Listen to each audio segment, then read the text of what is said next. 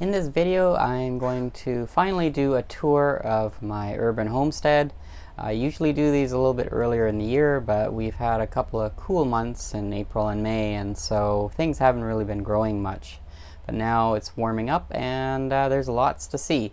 So let's go ahead and get on the tour. So we'll start off on the greenhouse while I'm here already and look at a few of the citrus that we've recently purchased and added to our fruit that we grow. One is this lemon, which you may have seen other videos on already. It has lots of flowers, and just having to hand pollinate it because it's in the greenhouse, there's no bees around. I've got some very tiny melon plants which I've just transplanted, and there's one over here, and then there's also one on the other end of the bed right here.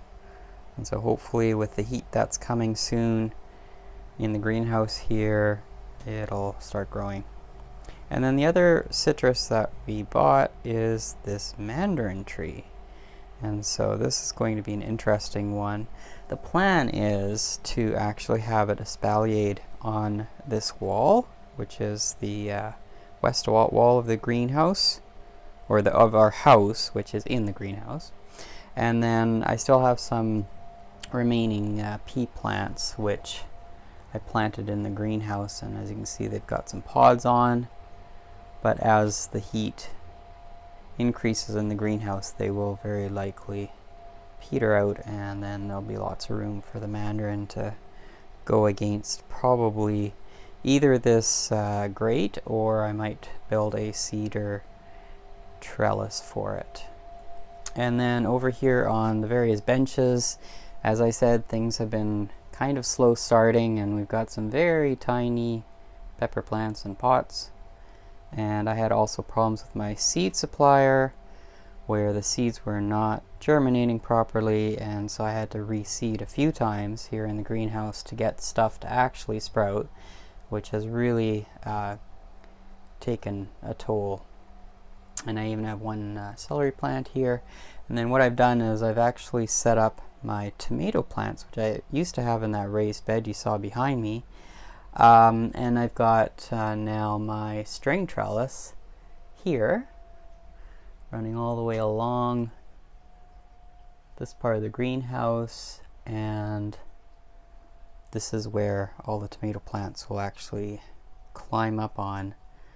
And I've got a bunch of them here. I've got a few sillettes, but those seeds were hard to sprout for some reason this year. And then I also have some Bonnie Best, which are actually from about probably 10-year-old seeds, if not older, and they sprouted like crazy, interestingly enough.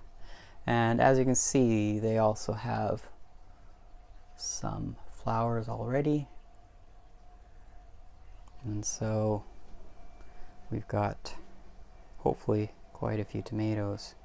So up in the greenhouse is my banana plant, which also has a baby, or a pup as they're called, which I need to dig out at some point.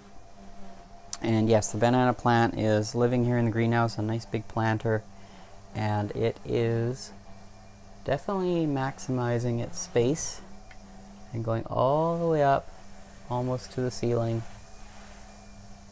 Not sure if we'll ever have bananas on it, but it is quite the specimen. So my herbs are doing well. Rosemary, mint, lemon balm, chives, which have some nice flowers, some oregano, and some more lemon balm, and then some basil in this terracotta planter. I always planted in this one, and I had it in the greenhouse for a while, and now brought it outdoors, and everything looks good. So we'll have fresh basil soon to pick. And then we've also added to our fruit orchard, our fruit collection, 2 kiwi vines. There's Mr. Kiwi, who is climbing up and up and up and up, and then there's also Mrs. Kiwi. And she's the one who's going to actually grow the kiwis, and Mr. Kiwi, of course, is going to fertilize the kiwis. Lots of strawberries, and these planters are just hanging on the side of the greenhouse. And we've already picked a few berries. You can see that there's a few red ones that are ripening. And this keeps the strawberries away from slugs and snails that like to eat on the leaves and on the strawberries. And then we've also got strawberries hanging in a pot. And they're doing quite well. And we also have our strawberry tower, which is filling in nicely and has quite a few strawberries on it. Again, just waiting for them to ripen. Usually they ripen mid-June, but like I said, it's been a little bit cool, so we're having to wait perhaps maybe a week longer than normal. Here's my daughter's little planter box, and she also has strawberries, and they're doing well. She also planted some peas in the back, and they've been a little bit slow growing, being outdoors. And then she has one remaining parsley plant that self-seeded last year. We actually pulled out a whole bunch of other ones that self-seeded as well. And she's also got some green onions. And somewhere in the back here, probably hidden a little bit, is a little tomato plant, which I think it needs a bit of fertilizer. Leaves are getting a bit yellow. And the other thing that we have here is we have peas growing in a 5-gallon bucket. I did a video last year on how to plant one up, and I planted new peas in here, and then they're just going to climb up this trellis till they probably reach almost to the top. I have a look at our raised beds, and we've got lots of garlic growing on the edges, and then in this raised bed I've got a couple of cucumber plants which are kind of struggling a little bit to grow, but it's warming up, so they should be doing much better. And then this is also the bed in which I grow my squash. And this is I think a butternut type of squash, more like a kabocha, Japanese kabocha. And those will of course climb up the trellis here like they did last year, and were amazing. And in this bed too, I've planted actually my eggplant, and I've always grown eggplant in the greenhouse, but this year I'm actually just going to grow them out here, see how they do. In the greenhouse I think they were too hot and actually didn't pollinate properly, so we'll see how they do out here, if they're any better. And these things here on the side, if you're wondering what they are, these are actually Egyptian walking onions, and they're a little bit too prolific, almost invasive. Every one of these little guys actually makes a new onion, so we're probably going to just cut these off and compost them because we have too many green onions. We've got them everywhere. And here you can actually see how this works, is that they actually go down to the ground like this, and then they'll actually and that's why they're called walking onions. They actually just kind of walk around your garden if you let them. Another idea is easy way to grow potatoes just in a regular storage bin. And just planted them in the soil, and got some holes for drainage in the bottom of the bin, and that's it. Snap peas are also doing well on this trellis, and there's lots of flowers, and hopefully we'll get some snap peas soon. And more strawberries.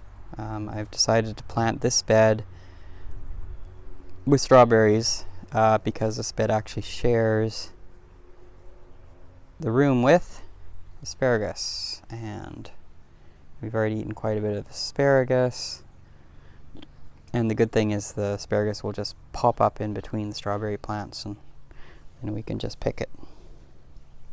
Over in this bed we've got bush beans growing. These are multicolored, yellow, green, and purple. And they're doing quite well now that it's warmed up a little bit. These are all just direct seeded from seeds. And speaking of beans, we've also got pole beans right here. And I planted a whole bunch of them. And they're going to climb up these teepee trellises, which are joined at the top with these interesting little caps. And we've also got these ones on this trellis, and these are the drying beans, Orlodi drying beans. And again, they'll just keep climbing up and up and up and up and up till they get to the top, and usually they spill over again, because these beans are supposed to grow to 20 feet, so definitely my trellis is not 20 feet, but that's okay. They'll manage. A small block of corn here. The corn actually did not too bad last year, although it didn't like the high heat that we had at the end of July. And then we've also got broad beans, or fava beans. We've got one remaining cabbage. Actually, we've got another one in the back too, but this one is kind of in the way, but we're kind of waiting for the head to develop. And our leeks are from last year are actually starting to bolt, so we're gonna pick those and make something out of them. And then we've got some baby ones which will take their place. We also have sown beets, and the beets I actually multi-sowed. This is a technique from Charles Dowding in the UK. And basically, yeah, you just throw in a whole bunch of seeds in one hole, and you just kind of let them grow, and as they get bigger, they'll manage to somehow find enough room to get bigger. And then in the empty plot next to them, I'm planning on seeding carrots fairly soon, and probably do quite a few carrots, as we really love homegrown carrots. Here we've got turnips, and these are Japanese style white turnip, and they're actually quite nice. They don't get that big, but they're always very tender and good, and they're in the shade of this apple tree so that they don't hopefully bolt in the heat, because they are very liable to bolt. And so in the final bed we have here lots of broccoli, and we also have a few cauliflower. We've got some remaining spinach which is starting to bolt, and so we're gonna have to pick it really quick so that we can still use it. I throw it into my smoothies in the morning. We have a few Chinese cabbage, well, one at least. This is actually the only one that survived. The other one's all bolted again from the warmth, and they're really more of a fall crop. And then we've got also kale, and even the kale has started to bolt a little bit. This is all under row cover, and I think having it under row cover was a mistake. Or at least maybe I should have removed the row cover early enough, because they actually got too hot and started to decide to put on seed heads and start seeding themselves. And then here we've got some chard, and I just transplanted it yesterday. It looks kind of small, but chard usually takes off once it gets enough moisture and warmth, and they may look small now, but probably in a month they'll be a decent size. Final clip on vegetables is my onion patch, and I've got both white onions, and then I've also got some red onions. You can kind of see the bit of red that is showing. And these were a bit of an adventure, because I had planted 2 full seed packets in my greenhouse the way I usually plant them, and they didn't sprout. I then had to go and buy sets, and I planted the sets into the garden, and this is what you can see in terms of I think it's about a month and a half of growth. So I'm not very happy with my seed supplier, and will probably be changing to getting seeds from a different seed company, because bad germination is not only a waste of money, but also a waste of time, because you end up not being able to plant stuff out on time. I'm just going to do a quick pan of my fruit trees. This is an apple and another apple, and then I've got a pear tree, I've got a huge plum tree, and in the back I've got another small pear tree, and I've got a couple of fig trees. And so having the fruit is obviously great. Some of the trees don't do as well as others every year, so we kind of have to just go with the flow. And the final clip here is just of my raspberry row. You can see that the bees are busy pollinating flowers, so I'm very happy for them to be around. And as you can see, yes, we do have some flowers, and there are quite a few places where we were going to get nice, fresh, ripe, juicy raspberries. And I do have a few holes where I've had a few plants die off. But basically the patch is pretty healthy. Pretty happy with it. It stretches all the way along the wall of my garage, essentially. Good 20 feet or so. And then our other big acquisition this year were a couple of elderberry bushes. And we've got 2 of them. They've actually grown quite a bit since we bought them about 2 months ago. And this one actually over here, we've got 2 of them. This one over here actually has these beautiful kind of sprays of, I'm not sure exactly how to call them. They're kind of maybe flower buds, because later they actually have these beautiful flowers, and then those then turn into actual elderberries. Those will turn into actual elderberries. So there you go. I hope you enjoyed the tour. Obviously it's a quick one just to show you the major things.